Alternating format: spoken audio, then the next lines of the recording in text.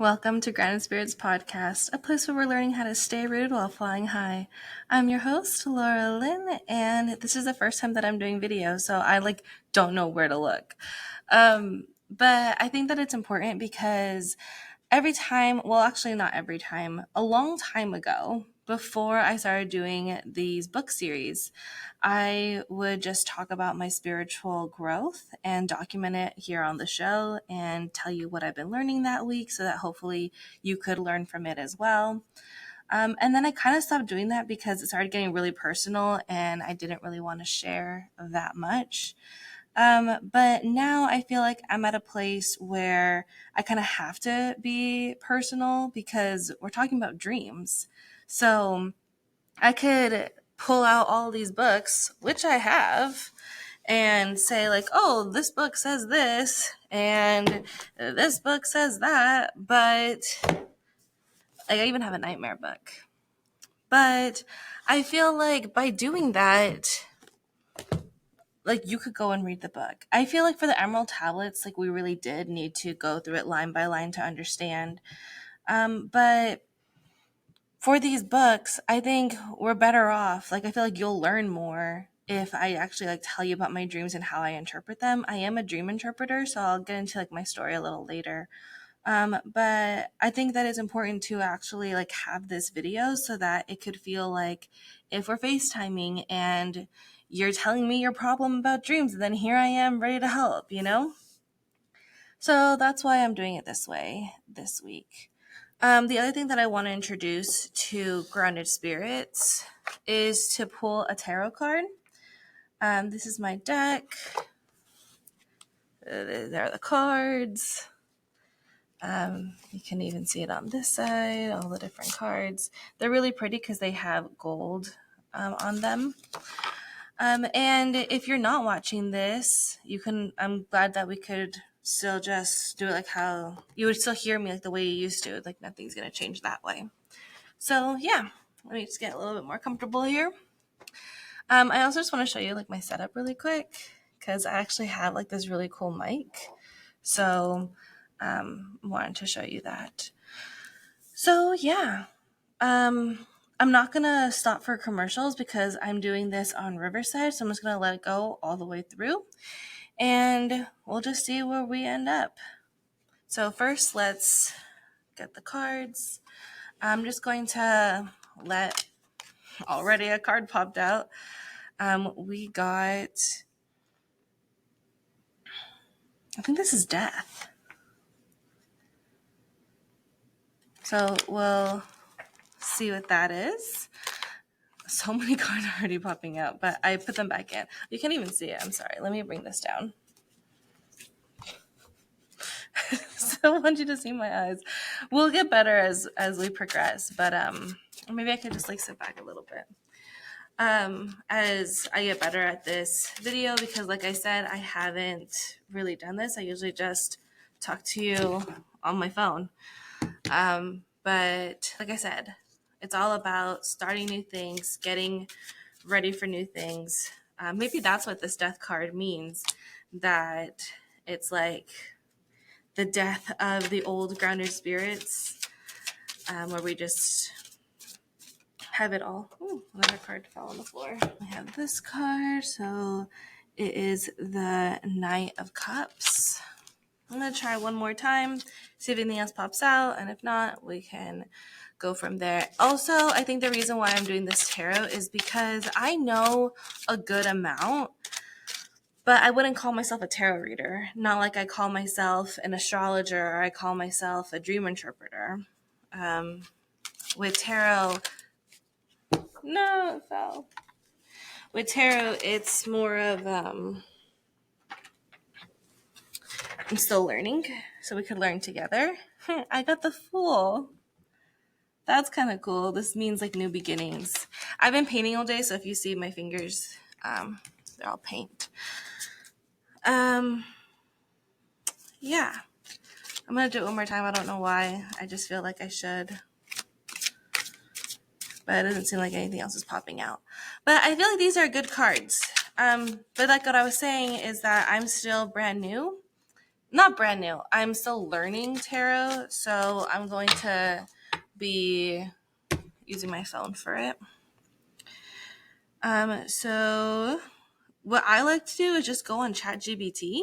I have the app on my phone, so I just put it in. So actually, I'm gonna ask it. Is tarot card 13 death? I'm pretty sure it is, but we'll see. Yep, it is. And it says that this card represents transformation, change, and the end of a cycle. Rather than a literal death, it often signifies the need to let go of something to make the way for new growth and opportunities. So it's actually really cool because if you follow me on Instagram today, I posted a story that last night I had a dream that I could talk to these bees and these flies, and then I died like immediately after. And I was like, not like scared, but I was just like kind of weirded out. Like, why did I have this dream? That also kind of goes for any, like, if you have a dream that somebody else dies, it's along the same lines. It's just a part of you that needs to die or that is in the process of dying. I feel like that's a better way of saying it. So with this one, I think that it was talking about like the me that just would talk on my phone, like that part needed to die for us to go into the next step of grounded spirits. I didn't mean to make this about me. I thought I was very clear about doing it for the collective, about starting our new experience on dreams. But I feel like since it is about me, since I am the host, did I introduce myself? Hi, I'm Laura Lynn. I'm the host here, and we're talking about dreams.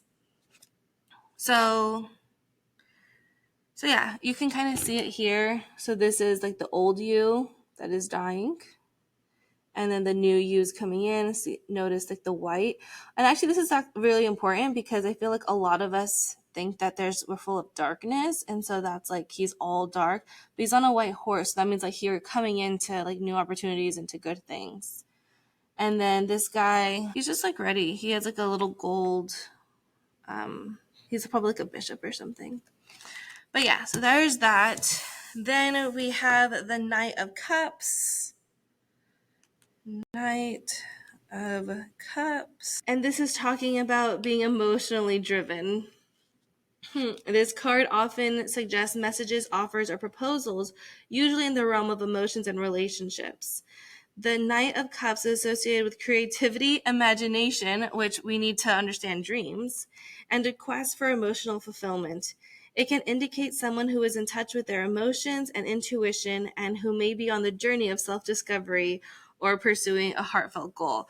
Okay, so this is actually really cool. So it's like the old part of grounded spirits is now dead, with like only doing audio, because it's saying to go back to what we were doing originally, which was to have this journey, to go on this journey of self-discovery. That was the whole point of it at the very beginning. And so that's what this one's saying, like, come back to that, because that's how you were able to fill your cup.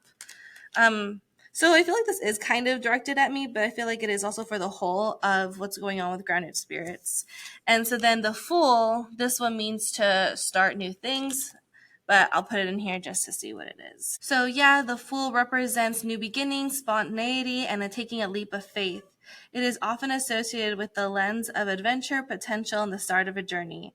The Fool is considered to be outside the traditional sequence of the major arcana, symbolizing boundless possibilities and the start of a new cycle.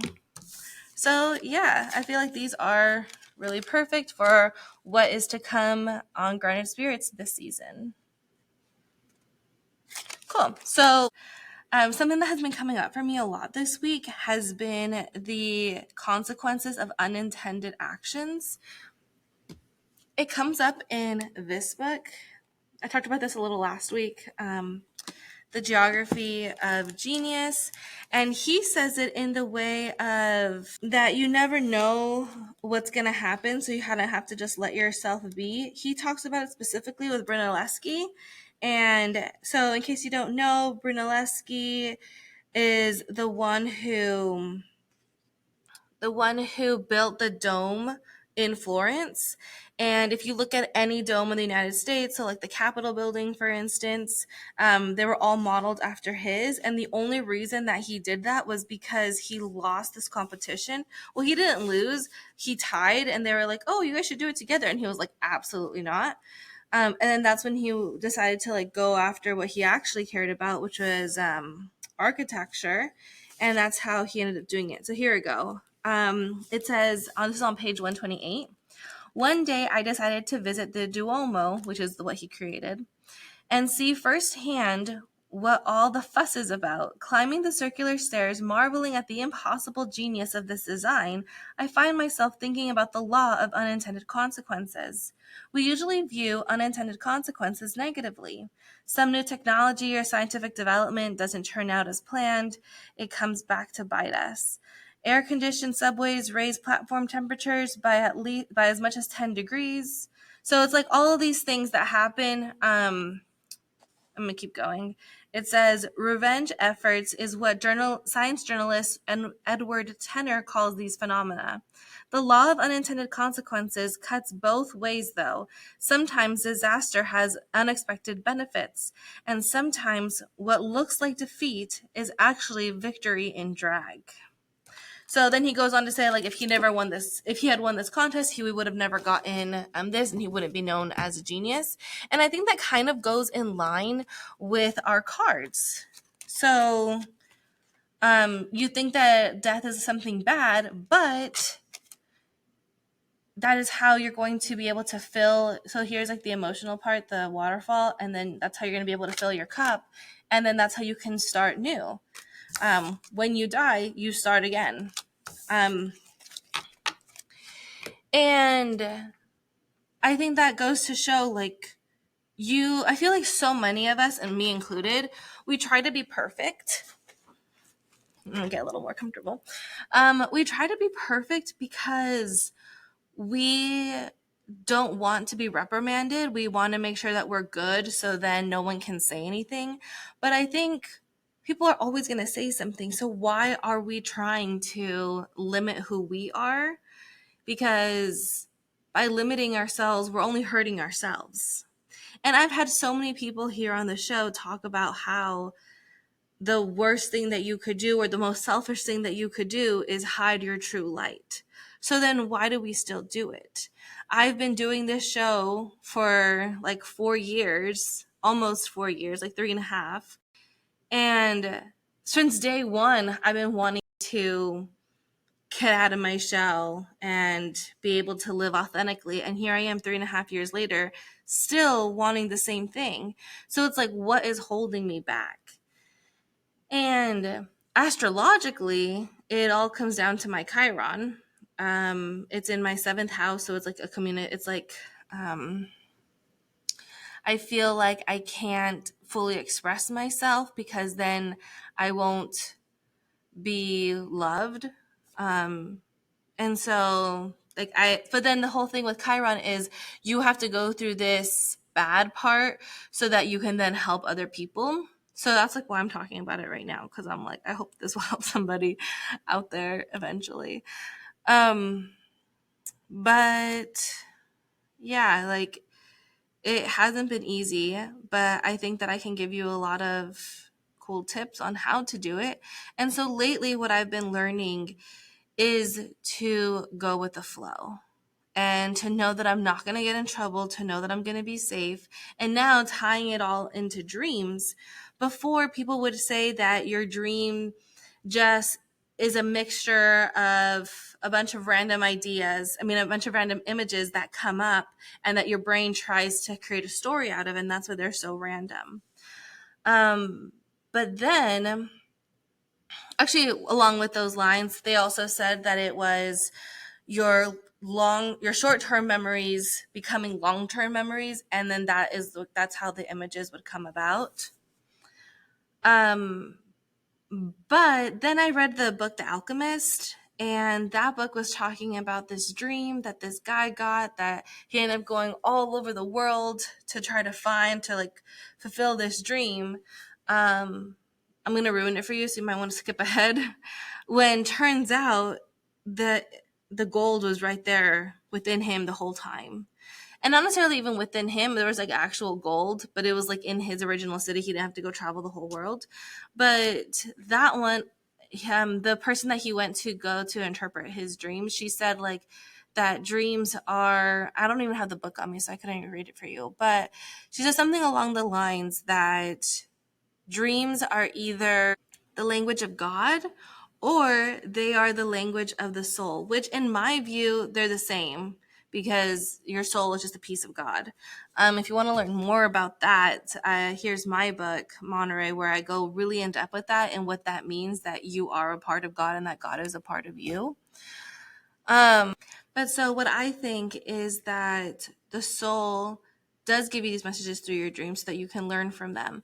And then Betty Bethards here, she says that you have dreams to self-love, to learn how to love yourself, and that we don't need to suffer to know ourselves, that it should be an enjoyable experience.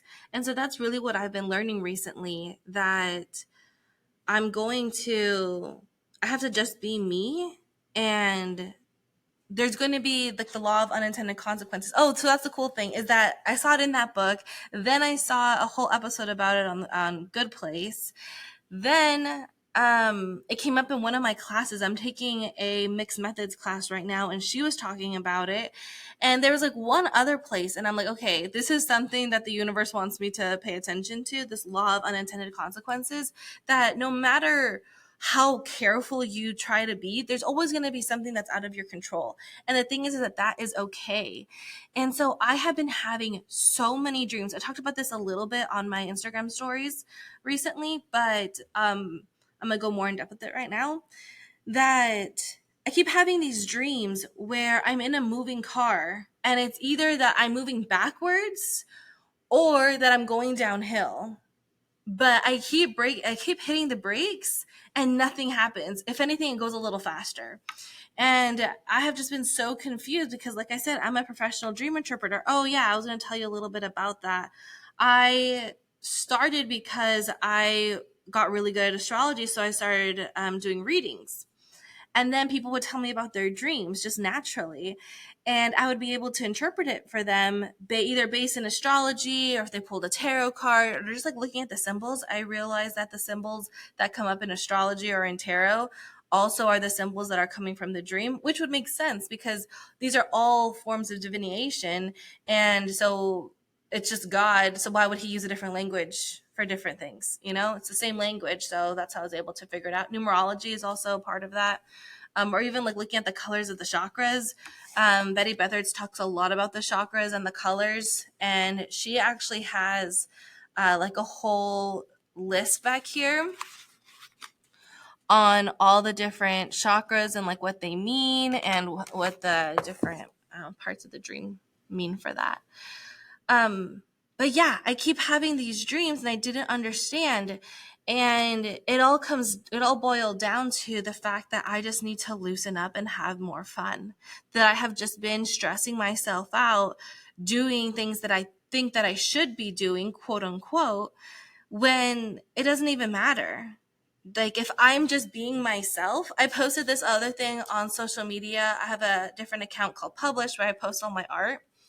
And there was this beautiful little baby sea turtle, and he's like swimming along. Well, not swimming, he's like moving on the sand, and he created these like really beautiful spirals on the sand. And I asked my followers on there, do you think that this is art? Is it art by just being yourself? Like he was literally just moving across and he was creating these like beautiful spirals that I would consider art.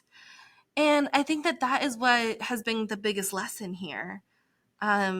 With this law of unintended consequences, that why are you trying so hard to draw in within the lines when you could just be yourself and create art? You could just be yourself and film this podcast thing. Yesterday I tried really hard. I had like a whole set list. We went over, I might post it one day, but it was awful. Because I felt more like a college professor than just like hanging out. Like the vibe that I'm going for with Grounded Spirits is just like friends, chilling, maybe looking at some water, looking at some trees with a stack of books and smoking.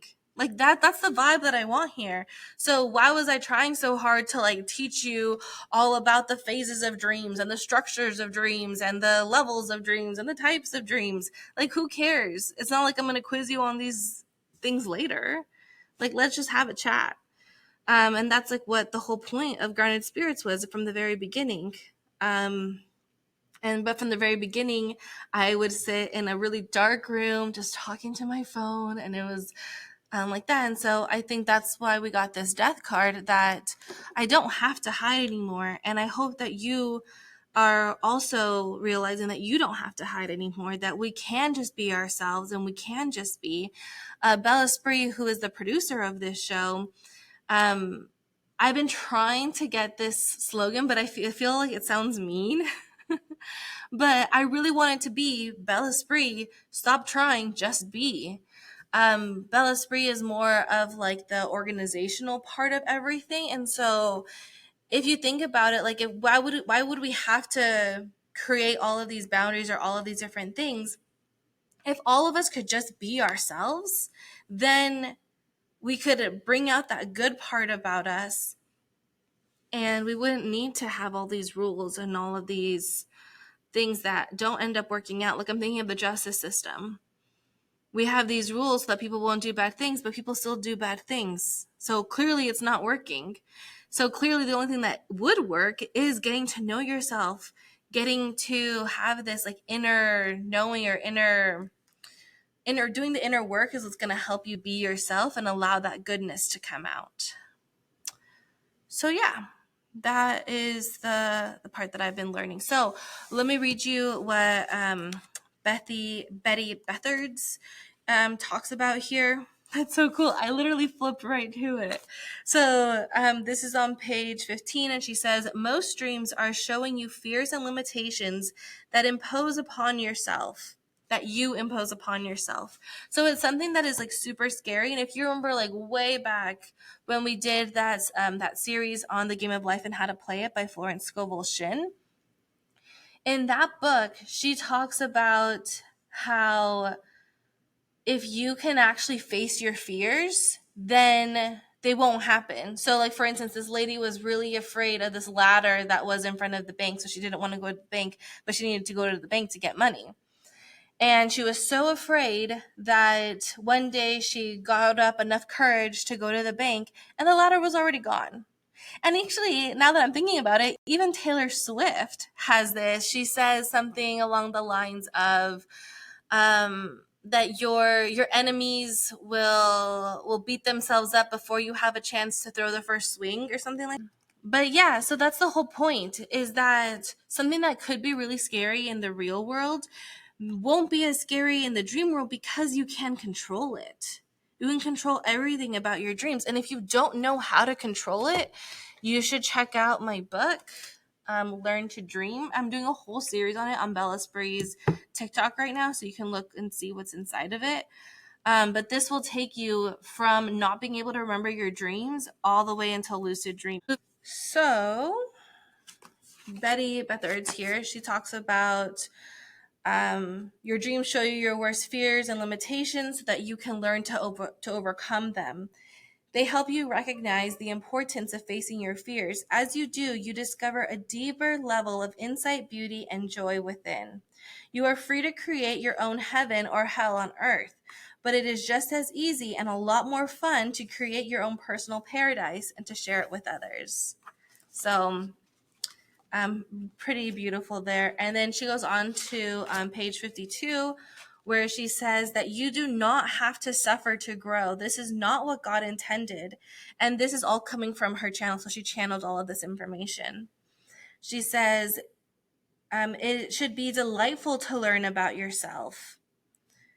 You are all going to make mistakes, and some things will seem awkward and uncomfortable at first. But if you can go out as children with eagerness and curiosity for learning, you will begin to understand what a wonderful adventure living really is. And I thought that was just so beautiful, that God wants us to have fun. So why do we torment ourselves and sacrifice ourselves? Like, for what? What's the point of sacrificing? Because we think that if we sacrifice, I'm like fixing my shirt, sorry. We think that if we sacrifice right now, then we'll be able to have more fun later. But then that fun never comes. So what's the point of sacrificing? So what I'm saying is that we don't need to sacrifice. Like, we're done sacrificing. Oh, and then that also reminds me, you have to look at your parents or your caregivers, whoever raised you or whoever is closest to you. They will project, and they don't mean to, they love you, but they will project their limiting beliefs on you until it is so deep within your own program that you don't even realize it. And so I'm going to tell you what mine are. So with my mom, let me preface that she's a Capricorn sun, and she believes, and I've never talked to her about this, so I could be wrong, but whether she believes this or not, this is what I have learned from her, that you have to work hard in order to gain love, in order to receive love. If you don't work hard, then you're not worthy of love, and so you're not going to get it. And so, like I said, I don't know if that's true for her, if that's what she experienced, but that's what I have felt. And for the longest time, I was building up these businesses so that I felt that I could receive her love. And then one day it just dawned on me that I don't need to do anything and she would still love me. Same with my husband. I don't need to do all of these things and he would still love me. The people that are in your life will love you just for being you, not because you're going to have this money or to do all of these other things. Just by being yourself, that's all that you need to do. So that was a really big lesson. And then from my dad, it was that I have to, how do I put it? Basically, it's around going deep with love. That love, I think the limiting belief is that love is shallow. But I know that he wouldn't word it that way because I know that he does love me. Okay, here we go. This is what it is. And actually, I just talked about my husband. I just talked to my husband about this earlier today. That my dad and I, we have a hard time showing our love versus, like, this is how I found I'm all over the place, but I found a really great, and I'll show it to you on here right now. And if you aren't watching this, then I'll put it on Instagram. So if you're listening to it, you can go check it out there. But it's this like iceberg that says, so the top of the iceberg says, my love that I always explain to you, and my love that I can't explain to you. So there's, like, my dad and I, we have such deep love for our family, for each other, for ourselves, but we don't know how to show it or how to explain it or how to, like, what to do with it. Like, it's just under the water and we don't know how to bring it up. Hey, that's kind of funny because that's like what we're talking about with that. Back to our tarot cards. The one with the Knight of Cups, that's what he's saying. It's all about emotional fulfillment. And so maybe that's like what we're going to be talking about today, going more deep into how to allow these emotions to come out. Oh, and this is a great segue into another dream that I had recently. So it was like a neighbor's party. It was like a little kid party, but I didn't know half the people there. But it was my husband's family, like his extended family, like aunts and uncles and cousins. And then it was my family, like my nuclear family from before I got married. So that's interesting to say it like that. So maybe like my maiden name family. I don't know how to say it. Because when I think about my family now, I think about my husband and my kids. By the way, I don't have human kids. I was talking about my dog kids, but they're my kids and I love them. But Oh yeah. So anyway, so we were at this party. This is a dream that I had, and I'll actually talk about the phases of dreams by telling you the story. So before I go in that, let me just show you where I'm getting this information. It is by an author named Silvana Amar, and the book is called The Bedside Dream Dictionary. So that's what it looks like. And in this book, she talks about the 4 phases of dreams. And turns out this is Carl Jung's work. And Carl Jung was a psychologist, I believe in the 60s. We could look him up really fast to make. Okay, so he died in the 60s. So like 50s then, or like 40s. But yeah, so he was a Swiss psychologist, psychotherapist, psychiatrist, but he was an astrologer too. And he was really into dreams. And so he looked into people's dreams and came up with these 4 ways that dreams are categorized. So the first one is phase 1. And phase 1 is just like setting the scene. So you'll instantly know where you're at and who you're with, which is why I said like it was my husband's extended family. And it's not like I could see every single one of them, but I knew that they were there.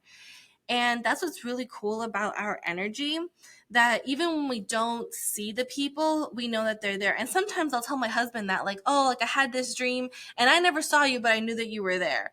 Or I knew that this person was you, even though he didn't look like you, I knew it was still you. And so I think that happens a lot in dreams, that you get more of a sense.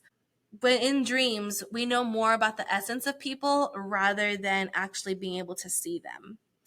So back to my party dream. So have a party. I'm at a party. There's a bunch of different people. Everyone's there. Everyone's having a great time. And so that was my phase 1 of the dream, that you know where you're at and you know who's there. Even though I had never seen this place before, and at one part of the dream, it kind of felt like my old house that we sold recently, actually now about a year ago. There was a part of the dream where I'm like, oh, like this is what they did with the Redlands house, but it didn't look anything like it. I just remember that one part of the dream. But what's interesting is that in phase 1, and this is part of Carl Jung's work, that people do not know what time it is. People have no sense of time. So whether it's 6 o'clock, 8 o'clock, whatever, or what date, July 13th or something, or the year. And apparently, and I've never tried it, but apparently a lot of people on TikTok that talk about their dreams, apparently if you try to ask dream people what year it is, that they get really freaked out and they won't answer you. Or sometimes the dream will just like kind of fizzle out or fade out. One girl, she talked about feeling like there was like a dream police that were trying to chase her. They were telling her that she's a time traveler, and it was like really freaky. So anyway, so that's phase 1. Phase 2 is that there's some sort of conflict. So in my dream, there was some family drama. I was crying to my mom, and then she held my hands and we were both crying, and it was like this whole thing. So yeah, there's always going to be some kind of conflict because your mind is trying to figure out what's wrong. And Betty talks about this in her book, that you could actually ask it to, oh, by the way, I found the page about the chakras. It's page 88, where she talks about the colors, and I just passed the other part of the chakras. She goes into every single one, so it's pretty cool. But anyway, she says that you can actually ask for help with solving your problem. So this is on page 31. Here's her little spell. It says, tonight I will have and remember a dream containing information for the solution to this problem. The problem concerns, and then you briefly describe it as objectively as possible. I will now have this dream and will recall, understand, and record it upon awakening. I open myself to the highest possible insight and guidance. Then you go to sleep, completely releasing the situation from your mind, resting in the expectation that you will receive an answer. So that's pretty cool that your dreams are designed to problem solve for you. And that's why there's always going to be a conflict in your dreams, because it's your mind trying to figure it out. And then, okay, here's the chakras. It starts on page 18, but it's like more than a page for each chakra. So if you want to learn more about that, I also do have a chakra guided notebook that you can learn about the chakras and actually work with them, heal so that you're balanced, so you're not blocking them or hyper expressing them. So that's in case you want to know about the chakras. And then on page 29, Betty writes that if you want to remember a dream, just tell yourself you're going to remember and then write it the next day. So you can just write it on a normal piece of paper, but I do also have this Learn to Dream notebook where I have plenty of space for you to reflect on your dreams, write about your dreams, ask specific questions. There are 2 weeks for every section of this book. Instead of going into every single one, I do already on the TikTok, on Bella's Breeze TikTok, but there are the 7 levels of dreams. So again, it takes you from no awareness, not being able to remember your dreams, all the way to lucid dreaming. And this is not to say that you're going to go in order, that you're not going to remember your dreams at all, then remember them a little bit, then see them from a third point of view, having emotional connections, having thoughts in the dream, or like a narrator in the dream, then lucid awareness or lucid dreaming. You're going to be jumping around every night. But that is the best way to remember your dream. And I also have tons and tons of tips in this book on how to remember your dreams better, how to go from stage to stage, and really just tips on how to get you to lucid dream, because the more that you can control your dreams, the better off you are, which brings me to phase number 3. So phase number 3, going back to the dream, something incredible will happen, like a sudden change. And so for me in this party dream, all of a sudden there's this roller coaster that comes in through the party, but it was like no one could go on it. It was like closed, but it was part of the party, but like people couldn't see it. I don't know how to explain it, but that's why it's like the sudden change. Well, no one's expecting it. But there it is. And so I'm trying to get on this roller coaster, and everybody's yelling at me like, don't get on the roller coaster. That roller coaster is not for you. But I'm like, no, I want to get on the roller coaster. So then I climb up, and this is the part about the Redlands house. I think I climbed up on the roof because I always wanted to go onto the roof, and I never did because it was that like Spanish tile, like the clay ones. So I didn't want to break it. So I never went up there. But in my dream, I did. And so from there, I was able to like launch onto the roller coaster, and I was able to go downhill. Like I said, I've been having a lot of dreams of going downhill. And Betty here actually says that going downhill is a bad thing. But I think it's similar to this death card, where it's like things have to go down to gain momentum to come back up. And that I actually posted about that on my Instagram as well, that my higher self is so wise because it knows how to bring me to low lows to then come up to high highs. So I'm not really afraid of it. Really quick, I don't think I mentioned about those dreams. Turns out that I have just been trying so hard to be perfect that I've been going downhill trying to be perfect. Like this is like the hill that I've been trying to die on, trying to be perfect so that I won't get in trouble. But in trouble from who? You know, that I have to just like let go of the brakes and just let myself go loose so then I can come back up, because then that makes it more fun, right? So in this dream, I like stop the roller coaster. Like I put my foot out to stop it, and I get off once I hit the bottom. But then the people that were working the roller coaster, they're like, oh, like, don't stop the roller coaster, get back on. So then I got back on and ended up being like this water slide. And now that I'm saying it out loud, I've had a lot of dreams about water slides, which, man, everything's coming back to the tarot cards. So they weren't kidding. This is exactly what we're talking about on this show, this episode today. So we have the Knight of Cups, and here is the waterfall in the background.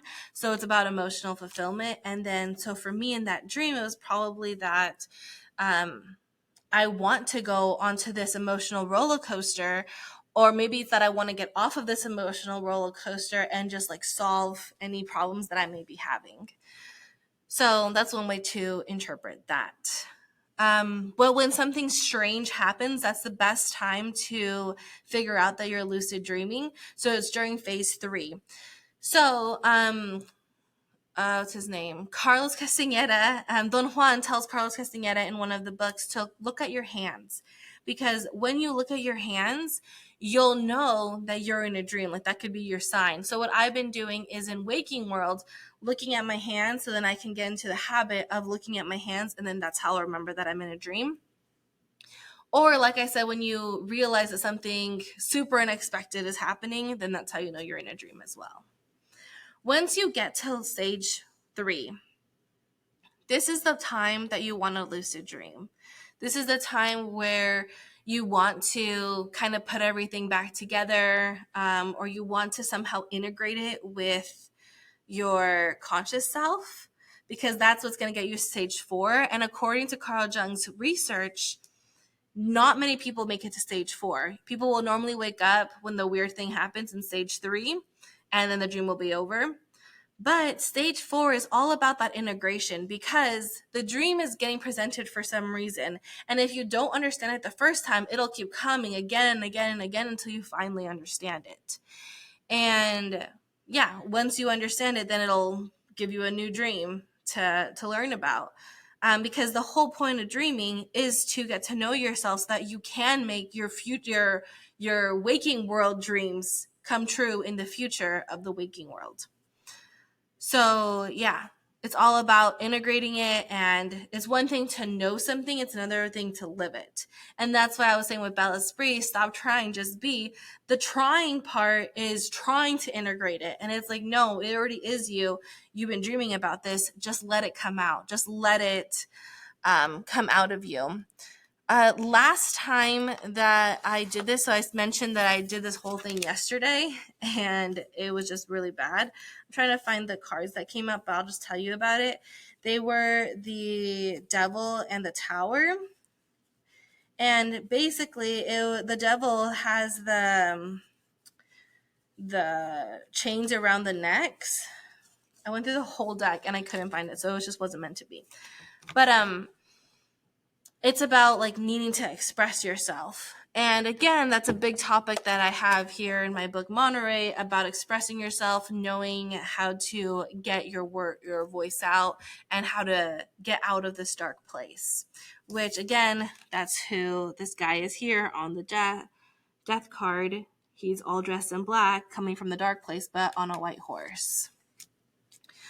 So yeah, those are the phases of dreams. We talked about, so I'm just going to give you a little bit of facts as we close out. So the facts are coming from this book called The Dictionary of Dreams and Their Meanings. I posted this on Instagram, so you can go see it there. It's really cool. Oh yeah, let me show you. They have really cool pictures in here. So it turns out the Surrealist movement, it was just to show for a way for them to express their dreams. Isn't that so cool? And then by drawing their dreams, that's how they were able to also interpret them and to learn more about themselves. So I want to tell you a quick story that they had here. It was about a Taoist philosopher, Cheng Zhu, and this is like super trippy, so I'm going to leave you with this actually. that one day he had a dream that he was a butterfly and that he had these beautiful wings, that he could feel the warmth of the sun on them and he could taste the nectar of the flowers. And then he woke up and he was like, hey, am I really a man who dreamt all of that about being a butterfly, or am I actually a butterfly who is dreaming that I'm a man? So I was like, oh, that's so trippy, you know? But there is evidence that animals dream. They do enter REM sleep, and you could even see that, or for my little dogs, their little paws will move like as if they're running. They also talk about babies dreaming, and how Betty talks about this in her book too, that dreaming is really just a way to recharge and to get back in connection with the spiritual world. And that's how you know that we're spiritual beings, because we will literally die if we don't sleep. Like, we can get so sick if we don't like keep that connection. And then they say that that is what death is that when you dream, you go to the spirit realm, but you still have this tether to your actual body. But when you die, that's when that tether is cut. Your body stays here on earth and becomes part of the earth again, and then your soul will stay up there in the spirit realm. So yeah, that is what I have for you today. Thank you so much for being here. Oh, wait, before we go, I wanted to explain why we're talking about dreams. So here on Grounded Spirits, it's a place to learn how to stay rooted while flying high. So what's the best way to stay rooted is by learning how to fly in your dreams, which I have before, and it's the most fun thing ever. So by enjoying ourselves and allowing ourselves to dream, or learning how to dream, like with my book here, by doing these things, we're going to be able to learn more about ourselves. And what better way to learn? Oh, wait, sorry, I messed that up. What better way to stay grounded or to stay rooted than by learning about ourselves, like Thoth taught us? So now we can say goodbye. I will see you next time. And that's it.